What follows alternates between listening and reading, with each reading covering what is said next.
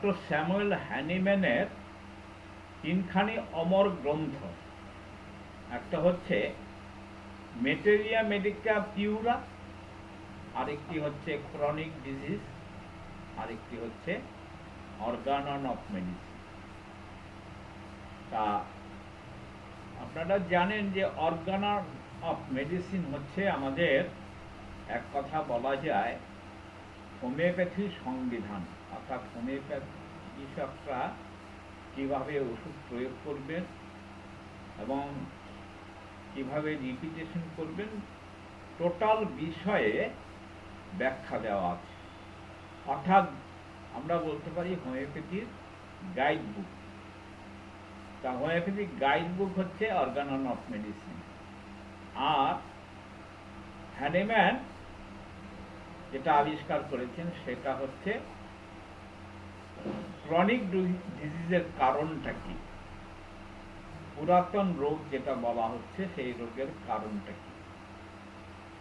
সেই কারণ হচ্ছে যে একটা অদৃশ্য শক্তি হচ্ছে রোগ সৃষ্টি করে, আর মানুষ বেঁচে থাকে একটা অদৃশ্য শক্তি বলে, তাকে বলা হয় ভাইটাল ফোর্স।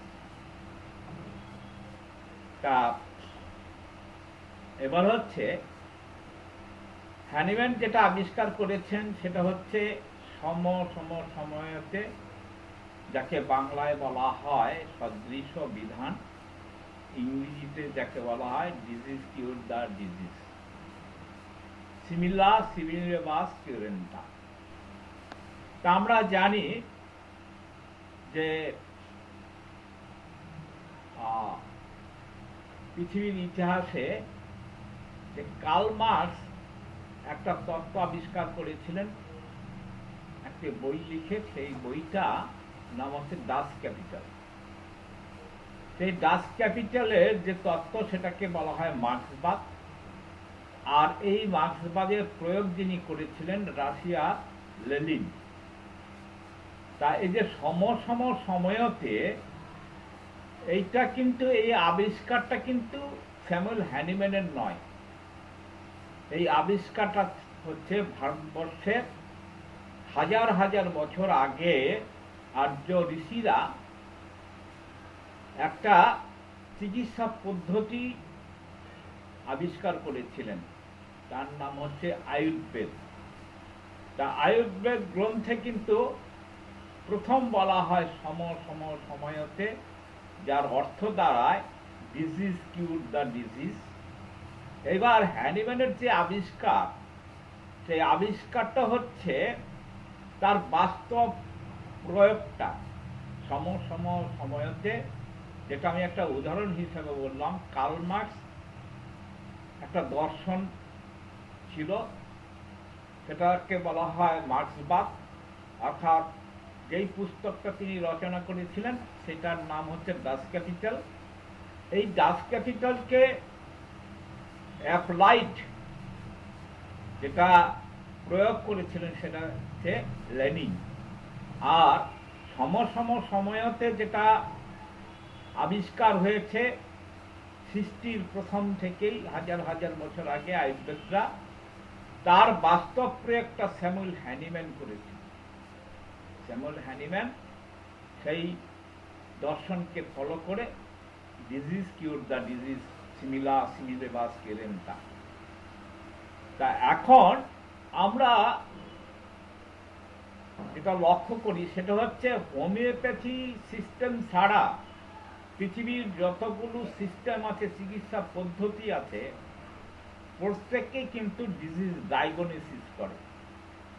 ডিজিজ ডায়াগনোসিস করে তারা রোগের চিকিৎসা করে। অর্থাৎ এটা ম্যালেরিয়া, এটা ডায়রিয়া, এটা হচ্ছে লিভার ডিসঅর্ডার, হেপাটাইটিস, এটা হচ্ছে ডায়াবেটিস, ইত্যাদি ইত্যাদি রোগের নামকরণ করে। তা নামকরণ করার ফলে কি হয়, তারা কিছু লক্ষণ দেখে তারা ডায়াগনোসিস করে, আর সেই সঙ্গে কিছু রেডিওলজিক্যাল এবং প্যাথোলজিক্যাল ইনভেস্টিগেশনের মাধ্যমে বা অন্যান্য আধুনিক যে সমস্ত যন্ত্রপাতি আছে, ইনস্ট্রুমেন্ট আছে, সেই সমস্ত যন্ত্রপাতির সাহায্যে তারা ডিজিজ ডায়াগনোসিস করে একটা রোগের নামকরণ করে। এবং তারা যেটা করে সেটা হচ্ছে তারা কিন্তু রোগের চিকিৎসা করে, এবং ডায়াগনোসিস করে একটা রোগ নিরূপণ করে তারা কিছু স্পেসিফিক ওষুধ দেয়। বিভিন্ন চিকিৎসক বিভিন্ন ওষুধ দেয়। অর্থাৎ অ্যালোপ্যাথিতে যে চিকিৎসাটা হয়, ধরুন কারো ম্যালেরিয়া হয়েছে, তাহলে ম্যালেরিয়া হলে সবাই কিন্তু এক ওষুধ দেয় না, এক একজন এক এক রকম ওষুধ দেয়, এক এক কোম্পানির এক এক রকম। আর হোমিওপ্যাথি কি করে? হোমিওপ্যাথিক সিস্টেমটা কি? হোমিওপ্যাথিক সিস্টেমটা হচ্ছে তার রোগের চিকিৎসা সে করে না, রুগীর চিকিৎসা করে। তার রুগীর চিকিৎসা তারা হোমিওপ্যাথিরা মনে করে, হোমিওপ্যাথির দর্শন অনুযায়ী তারা মনে করে যে তার দেহে যে রোগটা হয়েছে, that is the effect of the vital force. রোগের এই দেহির যে ডিরেসমেন্ট, সেই ডিরেসমেন্টের ফলস্বরূপ যেটা হয় সেইটাই হচ্ছে তার রোগের কারণ। তাহলে দেহি অসুস্থ, দেহ অসুস্থ নয়, অসুস্থ হচ্ছে দেহি। অর্থাৎ দেহি অসুস্থ হলে তার যে ফল, সেই ফলস্বরূপ আমরা তার কিছু লক্ষণ দেখতে পাই। তাহলে আমরা এবার আসা যাক রোগ কাকে বলে। রোগ লক্ষণ বলতে বা কি বুঝায়, এ বিষয়ে যদি আমাদের পরিষ্কার ধারণা না থাকে তাহলে আমরা হোমিওপ্যাথ বলে বিবেচিত হব না। এবার একটু উদাহরণ দিই। আমাদের খুব দুঃখের বিষয় যেটা, আজ থেকে ৪৫ বছর আগে আমি একটা নদিয়া জেলার গাগনাপুর একটা বায়োকেমিক কলেজ তৈরি করেছিলাম। তা সেখানে দীর্ঘদিন আমি ছিলাম। তার সারা পশ্চিমবঙ্গে 7টা ব্রাঞ্চও আছে। তা যাই হোক, কোনো কারণে আমি 20 বছর ওখানে কাজ করার পর সেখান থেকে ডিটাচ হয়ে যায়। কিন্তু এই 20 বছরের মধ্যে যে সমস্ত ছাত্রছাত্রী পাস করে বেরিয়েছে এবং যারা প্র্যাকটিস করে, ব্যক্তিগতভাবে তারা আমার সঙ্গে যোগাযোগটা রাখে। তা যোগাযোগ রাখলে এবার মাঝে মাঝে ফোন করে বলে, স্যার আমি একটা আমেশার রোগী ভালো করতে পারছি না, কি ওষুধ দেবো বলুন। তাহলে আমি তাকে উত্তরে তাকে বলেছিলাম, বা আরো অনেকে অনেক রকম রোগ নিয়ে বলে, তাদেরকে যে উত্তরটা আমি দিই সেটা হচ্ছে যে আমার দুর্ভাগ্য যে তোমাকে হোমিওপ্যাথিটা শেখাতে পারিনি। কারণ আমরা ক্লাসে বহুবার বলেছি, homeopath treat the patient not disease. তা তুমি তো যেটা বলছো ডিজিজের কথা বলছো, পেশেন্টের কথা তো বলছো না। তা হোমিওপ্যাথিতে কি কোনো স্পেসিফিক ওষুধ হয়? অ্যালোপ্যাথিতে হয়, আয়ুর্বেদিতে হয়। যখন হোমিওপ্যাথি যখন কোনো ডিজিজ ডায়াগনোসিস হয়, ডায়াগনোসিস হওয়ার পরে তাদের কিছু স্পেসিফিক ওষুধ থাকে। তা হোমিওপ্যাথিতে কি স্পেসিফিক ওষুধ হয়? এখন আপনারা বলতে পারেন যে হোমিওপ্যাথি কিছু স্পেসিফিক ওষুধ ফার্মেসিতে পাওয়া যায়। এই বিষয় নিয়ে আমি বারবার আলোচনা করেছি যে দে আর নট হোমিওপ্যাথ। হোমিওপ্যাথি ফার্মেসিতে যে সমস্ত পেটেন্ট ওষুধ পাওয়া যায়, যে সমস্ত টনিক পাওয়া যায়, যে সমস্ত পোটেন্টাইজ কম্বিনেশন ওষুধ পাওয়া যায়, এই পোটেন্টাইজ কম্বিনেশন ওষুধ ইজ নট হোমিওপ্যাথি। আপনারা কখনই মনে করবেন না হোমিওপ্যাথি বাক্স থেকে ওষুধ দিলে হোমিওপ্যাথি হয়। কখনই মনে করবেন না কোনো হোমিওপ্যাথিক নামধারী কোনো চিকিৎসক ওষুধ দিলে সেটা হোমিওপ্যাথি হয়। হোমিওপ্যাথি হোমিওপ্যাথ সেই হবে যে রোগের চিকিৎসা না করে রোগীর চিকিৎসা করে। তাহলে আমরা রোগীর চিকিৎসাটা কিভাবে করব? প্রথম বুঝতে হবে রোগটা কোথায়। রোগটা হচ্ছে যেটা আমরা বলি যে দেহে রোগ নয়, রোগটা হচ্ছে দেহি। ডিরেজমেন্ট হচ্ছে দেহির ডিরেজমেন্ট, বিশৃঙ্খলা যেটা হচ্ছে সেই বিশৃঙ্খলা হচ্ছে দেহে বিশৃঙ্খলা হচ্ছে অ্যাজ এ রেজাল্ট অফ ডিরেজমেন্ট। সেটা বিভিন্ন লক্ষণের মাধ্যমে প্রকাশ পায়। তাই বিভিন্ন লক্ষণের মাধ্যমে যখন প্রকাশ পায় তখন আমাকে কি করতে হবে? সেই লক্ষণগুলো আমাকে কালেক্ট করতে হবে।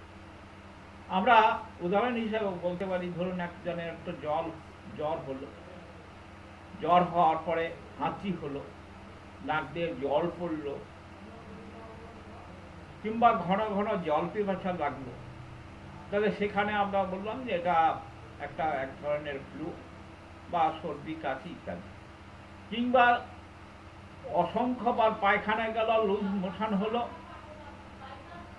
সেখানে চাল ধোয়া জলের মতো ফিনকি দিয়ে পায়খানা হচ্ছে, আমরা কি বলবো? আমরা বলবো এটা কলেরা হয়েছে। তাহলে কলেরা হলে সেখানে আমরা কিন্তু কি করব? সেই কলেরা কার হয়েছে? কলেরা হয়েছে দেহের নয়, দেহির কলেরা হয়েছে, অর্থাৎ ডিরেসমেন্ট অফ ভাইটাল ফোর্স। অর্থাৎ দেহি আক্রান্ত, তার রেজাল্টটা হচ্ছে তার ফিনকি দিয়ে পায়খানা ইত্যাদি নানা রকম উপসর্গ দেখা দিয়েছে। তাহলে রোগ বললে আমরা যেটা বুঝি সেটা হচ্ছে স্বাস্থ্যের বিপরীতটা হচ্ছে রোগ। স্বাস্থ্যের বিপরীতটা হচ্ছে রোগ।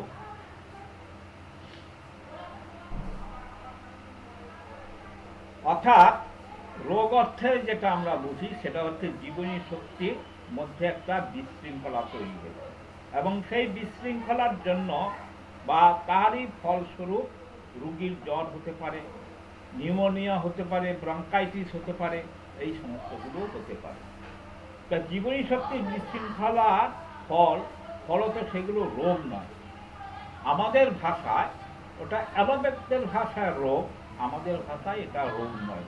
তবে সাধারণ লোক সহজ কথায় নিউমোনিয়াকে, জ্বরটাকে রোগ বলিয়া মনে করে। কিন্তু চিকিৎসক, আমরা যারা চিকিৎসক বলতে হোমিওপ্যাথ, নট অ্যালোপ্যাথ। তাহলে হোমিওপ্যাথ হয়ে আমরা কিন্তু এ কথা বলতে পারি না। রোগের ফলস্বরূপ নিউমোনিয়া হয়েছে, তার লক্ষণ বলা যাইতে পারে। তাহলে দেহি অসুস্থ হওয়ার ফলে তার যে লক্ষণগুলো দেখা গেছে সেটা হচ্ছে দেহির বিশৃঙ্খলার ফল। তার যে লক্ষণগুলো সেটা দেখে আপনি নিউমোনিয়া বলতে পারেন। কারো হয়তো অশ্ব রোগ হয়েছে, তা এই রোগের ফলস্বরূপ মানব শরীরে দেখা যায়, সেগুলোকে আরোগ্য করার জন্য লক্ষণ সমষ্টির প্রয়োজন। কেননা লক্ষণ সমষ্টির সাদৃশ্য দেখে আমরা আরোগ্যকারী ওষুধ নির্বাচন করব। তা এখানে লক্ষণ তো আমরা পেলাম। প্রত্যেকটা রোগের কিছু লক্ষণ থাকে, কমন লক্ষণ। সেই লক্ষণগুলো দেখে হোমিওপ্যাথ বাদে অন্যান্য চিকিৎসকরা তারা রোগের নাম বলে। তা আমরা যারা হোমিওপ্যাথি চিকিৎসা করি তারা কি করব? তারা আমরা লক্ষণ সংগ্রহ করব। তারা লক্ষণ সংগ্রহ করে তারা একটা রোগের নাম দেয়। সেই রোগের নাম অনুসারে তারা স্পেসিফিক ওষুধ দেয়। আর আমরা যেটা করি সেটা আমরা লক্ষণ দেখি। তা আমাদের কাছে লক্ষণটা কিন্তু বড় কথা নয়। আমরা যে লক্ষণগুলো দেখলাম বিভিন্ন রোগের ক্ষেত্রে বিভিন্ন রকম লক্ষণ দেখে আপনি ডায়াগনোসিস একটা করতে পারেন, যেটা আমরা প্র্যাকটিস অফ মেডিসিনে পড়াই, কীভাবে আপনি ডিজিজ ডায়াগনোসিস করবেন সেটা করতে পারি। কিন্তু সেখানে সেই রোগীর একটা বিশেষ লক্ষণ থাকে, সেই বিশেষ লক্ষণটা হচ্ছে আমাদের কাছে তাহলে total symptoms plus special symptoms. Total symptoms সমস্ত রোগের ক্ষেত্রে যে সমস্ত লক্ষণগুলো হয়, সেই সঙ্গে আমরা বিশেষ কিছু লক্ষণ আমরা বের করি। তা রুগীর অনেক সময় এই বিশেষ লক্ষণটা রুগী নিজেই আপনাকে আত্মপ্রকাশ করে, আবার কখনো কখনো করে না। তা যখন আত্মপ্রকাশ করে না, তখন আপনার ডিউটি হচ্ছে তার নারী নক্ষত্র খুঁটিয়ে খুঁটিয়ে তার বিশেষ লক্ষণটা খুঁজে বের করা।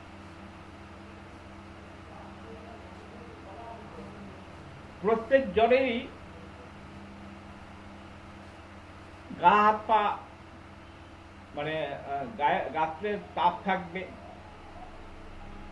যেটা কলেরার ক্ষেত্রে ভেদ বমি হবে। সাধারণ এইগুলো হচ্ছে সাধারণ লক্ষণ। আমরা কিন্তু সাধারণ লক্ষণ দেখে চিকিৎসা করতে পারি না। তবে সাধারণ লক্ষণ এর সঙ্গে আমাদের একটা বিশেষ লক্ষণ সংগ্রহ করতে হবে।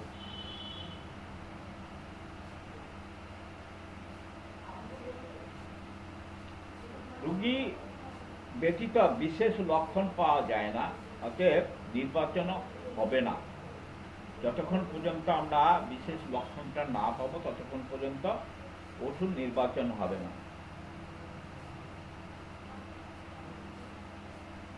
তা অ্যালোপ্যাথ চিকিৎসকরা বা হোমিওপ্যাথি চিকিৎসকদের বাদে যারা অন্যান্য সিস্টেমের চিকিৎসা করে, তারা কতগুলি সাধারণ লক্ষণ দেখে একটা রোগের নামকরণ করে। তা আমরা কিন্তু সেখানে কি করব, আমরা যেটা করব সেটা হচ্ছে বিশেষ লক্ষণগুলো আমরা সংগ্রহ করব। তা বিশেষ লক্ষণের আমরা কয়েকটা তুলনা দিতে পারি।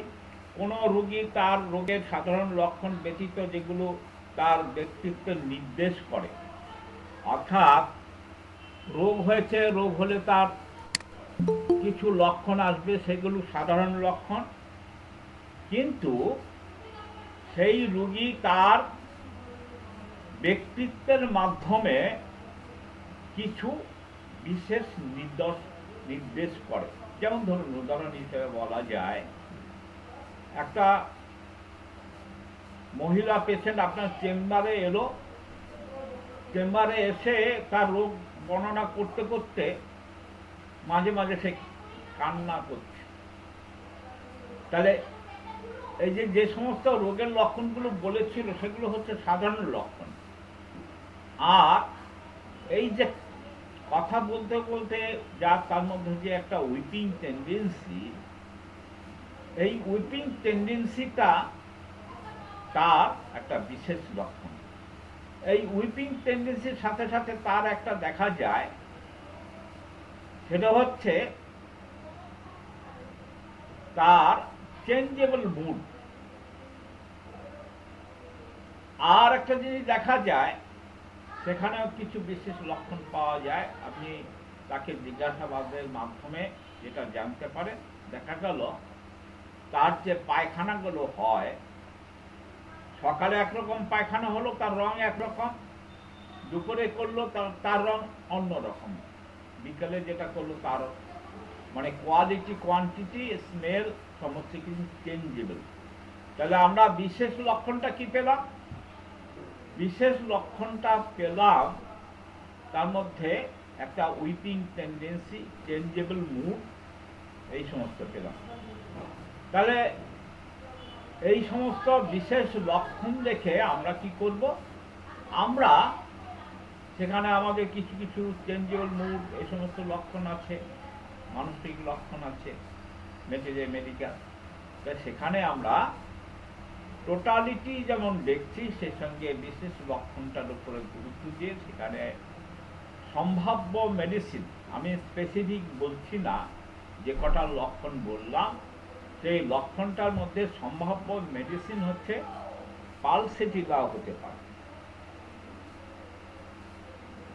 মনে করুন কোনো ব্যক্তি অনেকদিন থেকে পুরাতন বা ক্রনিক জ্বর হয়েছে, ক্রনিক ফিভার হয়েছে, এক্ষেত্রে ক্রিয়াকে লোক সাধারণত জ্বর বলবে, এবং জ্বর বলে জ্বরে কতগুলি সাধারণ লক্ষণ বর্তমান তো থাকেই। জ্বর হলে কি হয়, তার জ্বর হলে গায়ে তাপ থাকে, তার জল পিপাসা হতে পারে, এবং জ্বর বলে জ্বরে কতগুলি সাধারণ লক্ষণ দেখলাম। তার অঙ্গের তাপ আছে, সর্বশরীরে ভারী বোধ আছে, নারীর গতি দ্রুত, এগুলো কিন্তু কমন সিমটমস। কাজের অনিচ্ছা, এগুলো কমন সিমটমস। তাহলে একটা জ্বর হলে তার কাজকর্মে মন থাকবে না, ভালো লাগবে না, তার গায়ের তাপ থাকবে, পালস রেট বেড়ে যাবে। তা ফলে এগুলো প্রত্যেক জ্বরের ক্ষেত্রে থাকে, প্রত্যেকটা জ্বরের ক্ষেত্রে এই লক্ষণগুলো থাকে।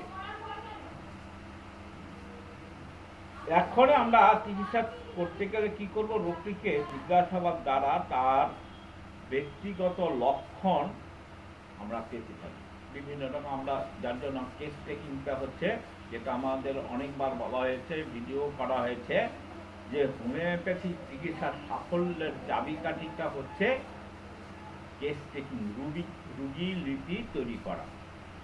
যে যত ভালো রুগী লিপি তৈরি করতে পারবে সে তত সাকসেসফুল হোমিওপ্যাথ হবে।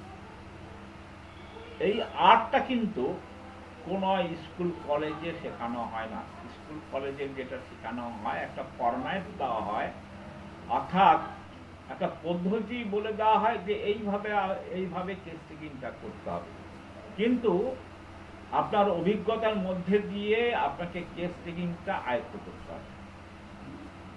দুই চার কথা বললাম, আপনারা বেশিরভাগে দেখতে পাবেন বহু হোমিওপ্যাথ ডাক্তার আছে, তারা খাতায় রুগী লিপি দেখে না, কেসিস্টি দেখে না, দুই চার কথা বলে ওষুধ দেয়। এবং অনেক হোমিওপ্যাথ ডাক্তার আছে 100, 150, 200 রুগী দেখে, তা সেটা কিন্তু হোমিওপ্যাথিক চিকিৎসা, সেটা প্যালিয়েশন হয়।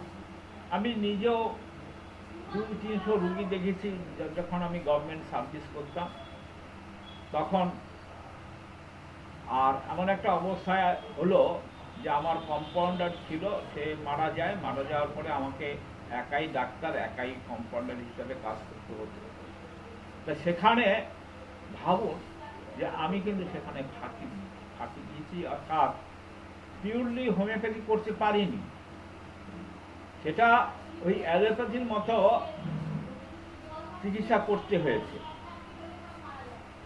আপনাকে যদি হ্যানিম্যানিয়ান পদ্ধতিতে হোমিওপ্যাথি চিকিৎসা করতে হয় তাহলে সারাদিন আপনি 2 থেকে 3, খুব বেশি 4টে বেশি রুগী দেখতে পারবেন না।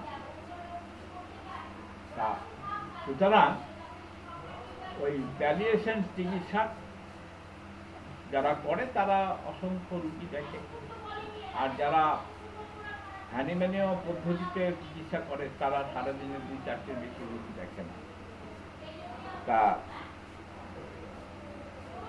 এবার চিকিৎসা করার ক্ষেত্রে রুগীকে জিজ্ঞাসাবাদ করে আমরা যেমন তার সাধারণ লক্ষণ পাবো, তখন সেই সঙ্গে আমরা বিশেষ লক্ষণও পাব। আর কিছু কিছু ক্ষেত্রে রুগী নিজে থেকেই আপনাকে কিছু বিশেষ লক্ষণ বলে দেবে, যেটা আমরা অর্গান অফ মেডিসিন করানোর সময় বলেছিলাম যে সিমটমস থাকে, কতগুলি সিমটমসের আমরা ডেফিনেশন দিয়েছিলাম, কত রকম সিমটমস আছে। অর্থাৎ একটা সাবজেক্টিভ সিমটমস, একটা অবজেক্টিভ সিমটম, আর একটা সিমটমস আছে ক্লিনিক্যাল সিমটমস। তাহলে সাবজেক্টিভ সিমটম হচ্ছে রুগী যে কথাগুলো বলবে সেটা হচ্ছে সাবজেক্টিভ সিমটম, আর চিকিৎসক যেটা অবজারভেশনের মধ্যে দিয়ে এবং ওই রুগী যারা অ্যাটেন্ডেন্স তাদের অবজারভেশনের মধ্যে দিয়ে যে লক্ষণগুলো পাওয়া যায় তাকে বলা হয় অবজেক্টিভ সিমটম। আর ক্লিনিক্যাল সিমটমস অনেক সময় দেখা যায়, এটা আপনাদের জেনে রাখা ভালো, ক্লিনিক্যাল সিমটমস কোনগুলো। অর্থাৎ হোমিওপ্যাথিক ওষুধগুলো আবিষ্কার হয়েছে কিভাবে? ড্রাগ প্রুভিং এর মধ্যে, অর্থাৎ হেলদি হিউম্যান বিইং এর উপরে ড্রাগ প্রুভিং করে যে সিমটমসগুলো পাওয়া গিয়েছিল সেটাই হচ্ছে আমাদের হোমিওপ্যাথিক ম্যাটেরিয়া মেডিকা। এইবার চিকিৎসা করার সময় কিছু কিছু লক্ষণের উপরে ভিত্তি করে কিছু ওষুধ দিলেন, দেখা গেল তার একটা রোগ লক্ষণ রিমুভ হয়ে গেল, সেরে গেল, আইডিয়াল কিউরি হলো। তখন ওই যে লক্ষণটা এই ক্লিনিক্যাল অবজারভেশনের মধ্যে দিয়ে যে লক্ষণগুলো পাওয়া যায় তাকে আমরা বলি ক্লিনিক্যাল সিমটম। তা এরকম অসংখ্য বড় বড় মনীষীদের অবজারভেশনের মধ্যে দিয়ে কিছু কিছু লক্ষণ এসছে, যেগুলো পরবর্তীকালে ম্যাটেরিয়া মেডিকা আরো সমৃদ্ধ হয়েছে। আর আমরা যখন এই অবজারভেশনের মধ্যে দিয়ে যখন কোনো বিশেষ লক্ষণ পাব না, তখন আমরা কি করব? তখন আমরা যেটা করব সেটা হচ্ছে তার বিস্তারিতভাবে স্ক্রিনিং করব, জিজ্ঞাসাবাদ করব। জিজ্ঞাসাবাদের পরে যদি আপনি কোনো বিশেষ লক্ষণ না পান তাহলে পরিষ্কারভাবে বলে দিন যে এটা আমার পক্ষে চিকিৎসা করা সম্ভব হবে না, কারণ বিশেষ লক্ষণ না পেলে হোমিওপ্যাথি পদ্ধতিতে চিকিৎসা করা যাবে না। এবার কয়েকটা রুগীর আপনার উদাহরণ দিই। রুগী এসে বলল তার মাথা ব্যথা, প্রচন্ড কষ্ট পায়, আর এই কষ্টটা কোষ্ঠবদ্ধ হলে জ্বালাবোধ হয়, কিছুতেই সেই বাহ্য পরিষ্কার হয় না।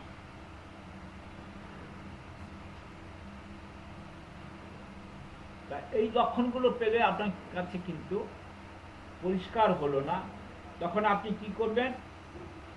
তখন আপনি রুগীকে জিজ্ঞেস করবেন আপনার জল পিপাসা কি রকম। উত্তর যদি পান যতক্ষণ জ্বর থাকে ততক্ষণ ঘটি ঘটি জল খায়, যতক্ষণ জ্বর থাকে ততক্ষণ পর্যন্ত ঘটি ঘটি জল খায়, আর এছাড়া সে জল একটু বেশিই খায়। জ্বর কখন আসে, কখন মানে ছেড়ে যায়, তার উত্তরে রুগী যদি বলে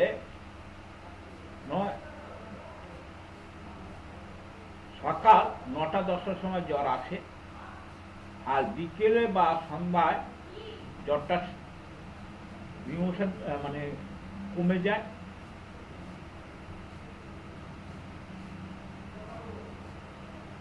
আর এই জ্বরটা যখন কমে যায় বা বিরতি দেয় তখন তার প্রচুর ঘাম। তাহলে এখানে কিন্তু আপনি রোগীর কাছ থেকে তার যে বিশেষ লক্ষণ সেই বিশেষ লক্ষণটা পেয়ে গেলেন। তা বিশেষ লক্ষণটা পেয়ে গেলেন, তখন এই রকম লক্ষণ আমাদের কোন মেডিসিনে আছে?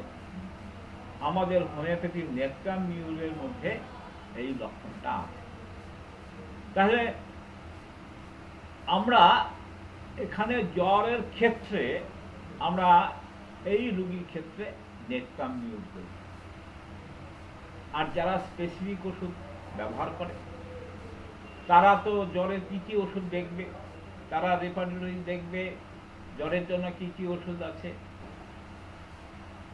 বা ম্যাটেরিয়া মেডিকা পড়ে তারা জ্বরের জন্য কি কি ওষুধ আছে সেই সমস্ত যখন বুঝবে যে এই লক্ষণ আছে, ওই লক্ষণ আছে, অ্যাকোনাইটের আছে, বেলেডোনা আছে, ব্রাইনিয়ার আছে, সে হয় অল্টারনেট করে অ্যাকোনাইট, বেলেডোনা, ব্রাইনিয়ার এরকম অল্টারনেট করে দিল, অথবা কিছু কিছু আরো বিজ্ঞ বা পণ্ডিত ব্যক্তি আছেন যারা একটা মিক্সচার করে দেন। আমাদের এই ক্লাসেরই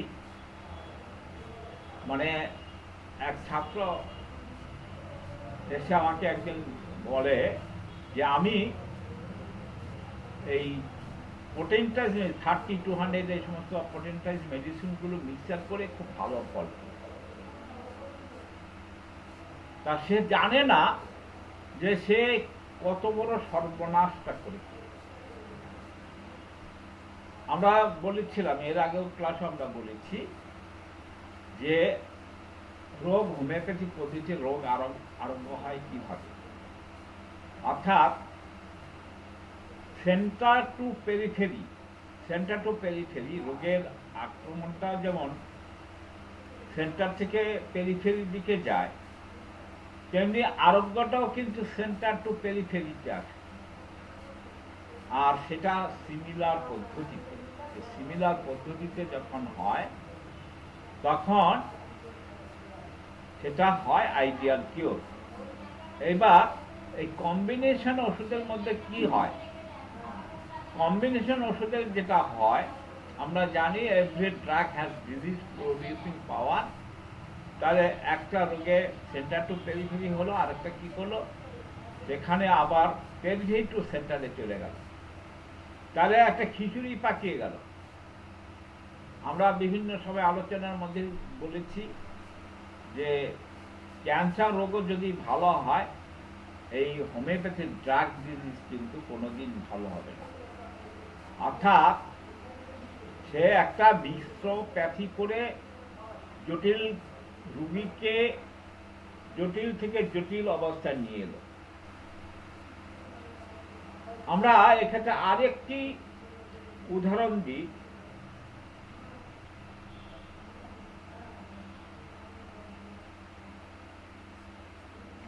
আরেকটা রুগী, তার তেমন কিছু লক্ষণ পাওয়া গেল না, বিকেল 2টা থেকে 3টে সময় তার জ্বর হয়, তারপরে জ্বরের সময় সামান্য একটু জল খায়, তার ঘাম হয় না, জ্বরটা ত্যাগ হয়ে যায়। যখন জ্বরটা চলে যায় তখন তার কিন্তু ঘাম হয় না। আগের রোগীর ক্ষেত্রে আমরা বললাম জ্বরটা সারার সময় ঘাম হয়ে সারে, সামান্য জল খায়। আর ব্যক্তিগত লক্ষণ হচ্ছে যথা সর্বদাই জ্বালা, যার একটা বার্নিং সেন্সেশন থাকে, সারা গায়ে জ্বালা, প্রতিদিন 2-3 বার করে স্নান করার একটা ইচ্ছে, সব কাজ যে তার উদাসীন, সময়ে সময়ে অনর্থক ক্রন্দন, উইদাউট এনি রিজন সে উইপিং টেন্ডেন্সি, আর জল খাওয়ার অনিচ্ছা। এই সমস্ত লক্ষণ দেখে আমরা যে মেডিসিনটা আসতে পারে সেটা হচ্ছে অ্যাপিসমেল। তাহলে এখানেও কিন্তু আমরা বিশেষ লক্ষণ কিছু পেলাম, সেই বিশেষ লক্ষণ দেখে কিন্তু আমরা অ্যাপিসমেল দিতে পারি। আরেকটি রুগী নিয়ে আমরা আলোচনা করতে পারি, সে রোগের জ্বরের রুগী, তা 2-1 ঘন্টা বাদে জ্বরটা চলে যায়, জ্বরের লক্ষণ কিছুই নেই, ব্যক্তিগত লক্ষণ দক্ষিণ, যেটা আমরা স্পেশাল সিমটম যেটা বলছিলাম, ব্যক্তিগত লক্ষণ এটা হচ্ছে তার ডান পাশে ছাড়া সে শুতে পারে না। আর ধরুন বিভিন্ন রকম ঠান্ডা পানীয়, ডাব, শরবত এ সমস্ত খুব খেতে চায়, বুকে সর্বদাই মনে হয় খালি খালি ভাব, মাথায় ঠান্ডা জল না দিয়ে সে কোনো রকম থাকতে পারে না। তা এই সমস্ত লক্ষণ দেখে আমরা কোন মেডিসিনটা চিন্তা করতে পারি। এখানেও কিন্তু আমরা বিশেষ লক্ষণ পেলাম। বিশেষ লক্ষণটা হচ্ছে ঠান্ডা জল দিতে চায় এবং ঠান্ডা জল না দিলে সে ভালো থাকে না। তারপরে হচ্ছে ডান দিকে ছাড়া অন্য দিকে শুতে পারে না, ডান কাতে ছাড়া অন্য কাতে শুতে পারে না, আর ঠান্ডা পানীয় খাওয়ার তার প্রবণতা। তাহলে এই সমস্ত লক্ষণ দেখে আমরা কিন্তু বিশেষ লক্ষণ পেয়ে গেছি। তাহলে বিশেষ লক্ষণ পাওয়ার ফলে তাকে আমরা ফসফরাস দিতে পারি। তাহলে এই সমস্ত ক্ষেত্রে আমরা ফসফরাস দিতে পারি। তাহলে এটা হচ্ছে বিশেষ লক্ষণ। আরেকটি পেশেন্ট নিয়ে আমরা একটু আলোচনা করি, সেটা হচ্ছে কোনো ব্যক্তি তার অশ্ব হয়েছে এবং সেখানে সে খুব অশ্বের যন্ত্রণায় কাতর হয়ে পড়েছে, তার মলদ্বারে প্রচন্ড যন্ত্রণা আর রক্তস্রাব হয়। তাহলে এই যে বিষয়টা রক্তস্রাব হয় অশ্বরোগের একটা কমন সিমটমস। তাহলে কমন সিমটমসের উপরে বেস করে কিন্তু আমরা ওষুধ দিতে পারি না। তাহলে আমরা টেস্টিং করে তার আরো কিছু জানতে পারি, সেটা হচ্ছে তার যন্ত্রণা মলত্যাগের পর না মলত্যাগের আগে। তাহলে মলত্যাগের পর প্রায় 2 ঘন্টা থেকে তার যে রেকটাম, সেই রেকটামে জ্বালা থাকে। তাহলে তার যে রক্তস্রাব হচ্ছে এটা কিন্তু কমন সিমটমস। এই সিমটমের উপরে বেস করে কিন্তু আমরা ওষুধ দিতে পারি না। আমরা এখানে এখনো পর্যন্ত বিশেষ লক্ষণ পাইনি। তাহলে বিশেষ লক্ষণ কি? মল মানে আফটার স্টুল, মলত্যাগের পর কি হচ্ছে, তার রেকটামের জ্বালা থাকে, সেই জ্বালাটা ঘন্টা 2 থাকে। তাহলে এই যে মলত্যাগের পরে যে জ্বালাটা, সেই জ্বালাটা হচ্ছে বিশেষ লক্ষণ। এই বিশেষ লক্ষণ রয়েছে। আর তার প্রস্রাব করলে একটা ঝাঁঝালো গন্ধ আছে, প্রস্রাব করলে ঝাঁঝালো গন্ধ। তাহলে প্রস্রাব করলে ঝাঁঝালো গন্ধ অনেকগুলো মেডিসিন আছে। আর মলত্যাগের পরে রেকটামে ব্যথা, যন্ত্রণা, জ্বালা, এইটাও অনেক ওষুধের মধ্যে আছে। তা আমরা আরো আনুষঙ্গিক লক্ষণ দেখে সেখানে আমরা যে ওষুধের কথা চিন্তা করতে পারি সেটা হচ্ছে নাইট্রিক অ্যাসিড। তাহলে আমরা যেটা ইভ্যালুয়েশন করব, ইভ্যালুয়েশনের মধ্যে আমরা যেটা চেষ্টা করব সেটা হচ্ছে তার বিশেষ লক্ষণটা কি আছে।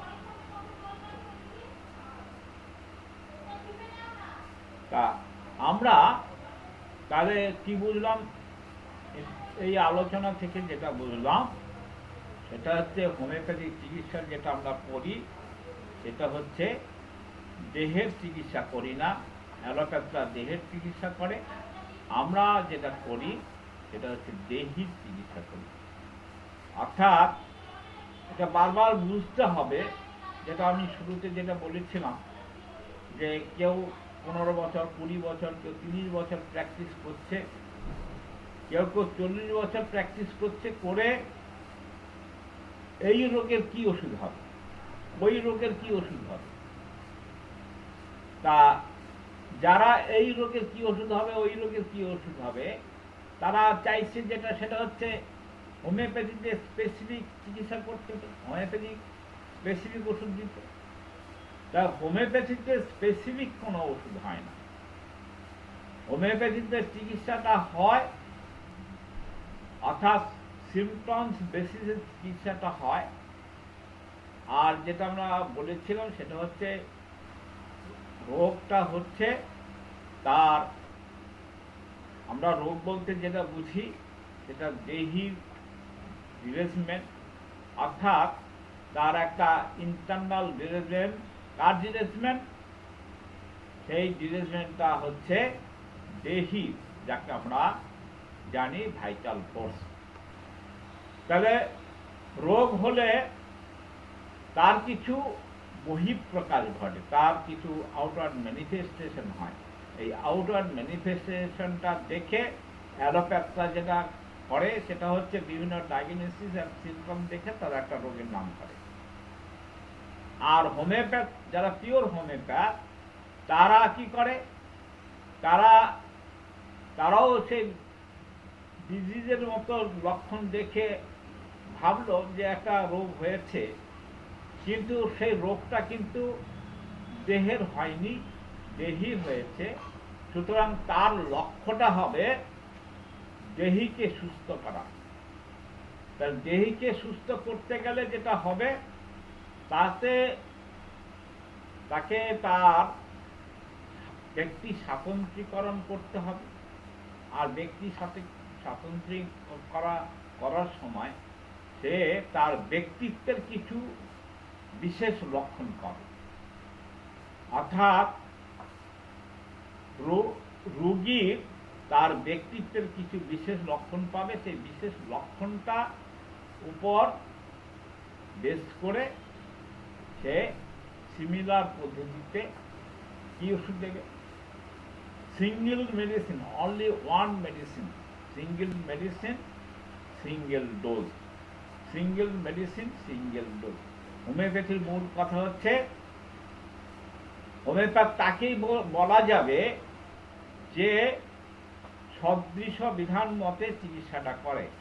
অর্থাৎ যে নাকি প্রথম হচ্ছে সিমিলারিটি দেখে চিকিৎসা করে, দ্বিতীয় হচ্ছে সিঙ্গেল মেডিসিন যে দেয় আর সিঙ্গেল ডোজ যে দেয় সেই হচ্ছে হোমিওপ্যাথ।